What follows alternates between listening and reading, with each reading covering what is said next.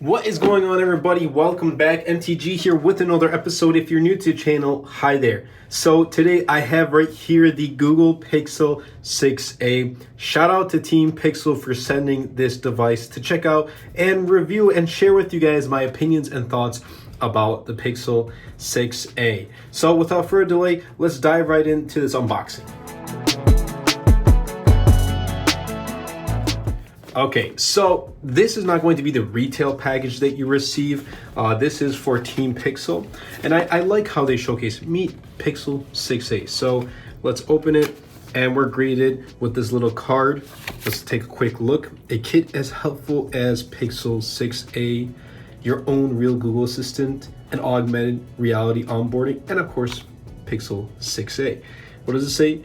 See Pixel 6a's features as a filter. Flip me over. So let's see, it's an Instagram filter. So we'll try this out. Definitely going to be trying this out. Scan to activate the AR filter experience.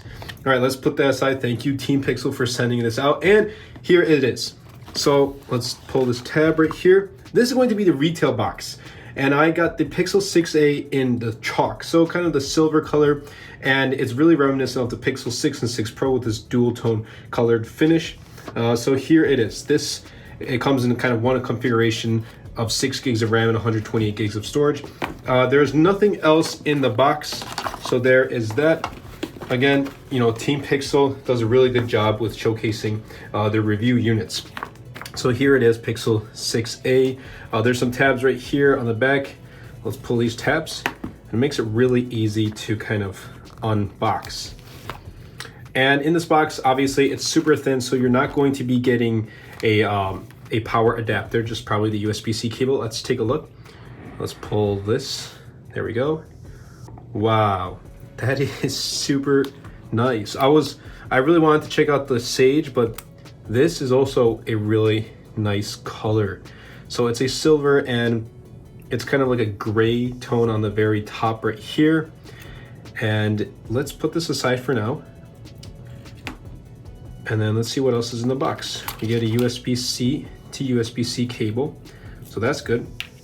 And then I like how Google still adds this USB-A to USB-C, so if you want to transfer over files, that is also included.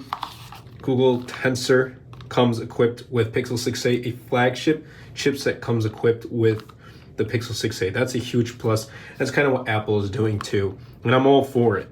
And then we get the SIM ejector tool right here. Let's put these right back. Let's put this aside. Here's my Pixel Buds A. Amazing earbuds for the value. Let's put it right here. Let's peel this right here. Ooh, I like that. I like how this is compact. I really do. So this comes equipped with a 6.1 inch 1080p at 60 hertz. There's been a lot of controversy of the whole 60 hertz and 120 hertz on the Pixel 6a. I'll definitely share my full thoughts in upcoming videos. Obviously, this is my first time checking this out, my first impressions. But taking a look at this design, the camera bar cutout is not as it's very subtle. The Pixel 6 Pro, which I don't have on hand right now, it's not in the studio. It's a little bit thicker, but this won't rock as bad on the table. Actually, doesn't really rock that much at all, but feels very compact. I like compact phones. So 6 gigs of RAM, 128 gigs of storage. This comes in 3 different colors, and you're checking out the chalk, or I call it the silver color, on camera. It's got a dual camera lens setup, and I like it. It doesn't have wireless charging, so for those of you who want wireless charging on their devices, well, this doesn't have it, so Pixel 6 and 6 Pro might be your choice, or just wait for the 7 and 7 Pro. It got rid of the headphone jack, so if that's something you're looking for, then obviously Pixel 5a, which is still a great choice in 2022, that's something you should look for. USB-C, got some good speakers here. The power button, I wish Google go back to accenting their power button with different colors. The volume rockers, it has a fingerprint sensor embedded into the display. We got the SIM card tray right here on the left side. And overall, a really reminiscent look of Pixel 6. I like this new design look and feel, but let's get this device booted and take a look at its display, and I'll share with you guys my initial impressions. Okay, so here is the Pixel 6a all set up, and so far I like it. I mean, I can definitely tell it is 60 hertz. In fact, let's take like the settings app, put it right here. But you know, my initial impressions, it does feel smooth. I mean, it's not like a huge deal breaker for me. And I use devices with 120 hertz, like the Galaxy S22 Ultra, the iPhone 13 Pro Max.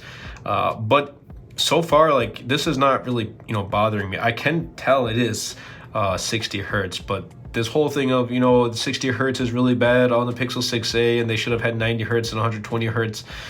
This, I mean, doesn't really bug me. I think many people who are going to pick up the Pixel 6a won't even realize, you know, won't even care about the hertz. Obviously, there may be some who really want to pick up a Pixel 6a because they are they're a part of Team Pixel. They're a Pixel fan and they care about display, and then they'll notice. But if that's the case, go for a Pixel 6 and 6 Pro. That's why Google has those devices. So now they have a device for each, you know, 60 hertz Pixel 6a, 90 hertz Pixel 6, and 120 hertz Pixel 6 Pro. So you have the options.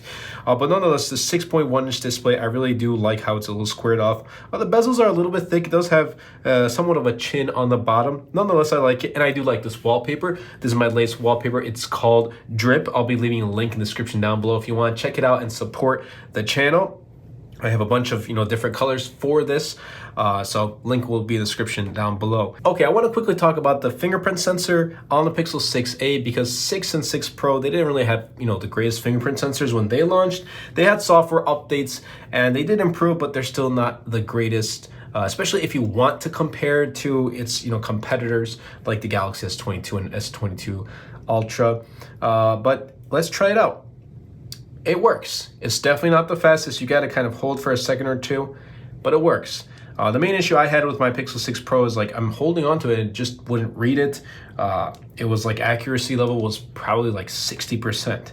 But this one so far, with just my thumb, as you can see, it's working with every single time.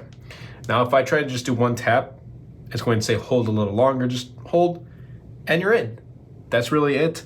So I'm really excited to continue to test out the fingerprint sensor and see what you know, Pixel 7 and 7 Pro have in store, and if they do you know, introduce a better fingerprint sensor. And I hope they add Face ID, even if it's just the camera. I hope they add that because that's something I really do miss from the Pixel 4 and Pixel 4 XL.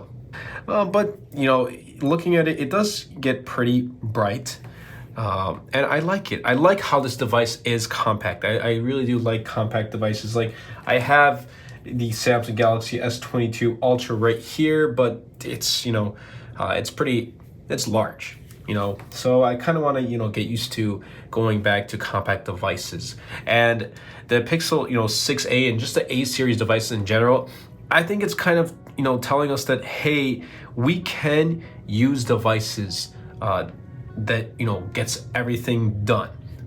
With Galaxy S22 Ultra, with those extra features, a flagship device, those are devices that has those features that we'd like to have, we want. But I think the A series, I think everyone, everyone has their own opinion, but I think everyone can use the Pixel 6a. It's got great cameras. You know, Pixel has been performing really good in the camera department. And, you know, it's got great cameras. It doesn't have extra camera features or extra telephoto lens and all that stuff.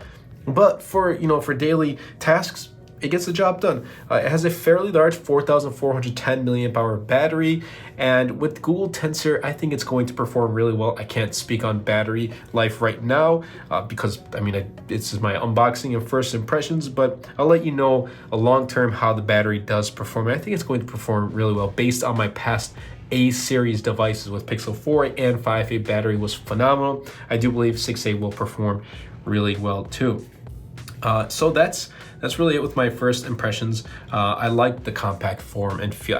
This feels more compact than Pixel 5a. Not as compact as Pixel, well, it feels more compact than Pixel 5a. Doesn't feel as compact as Pixel 4 because that had a 5.8-inch display, and that was the first of its kind to have a full screen with a hole punch. So Google, I think you're doing a great job. Really, I do believe you are doing a great job.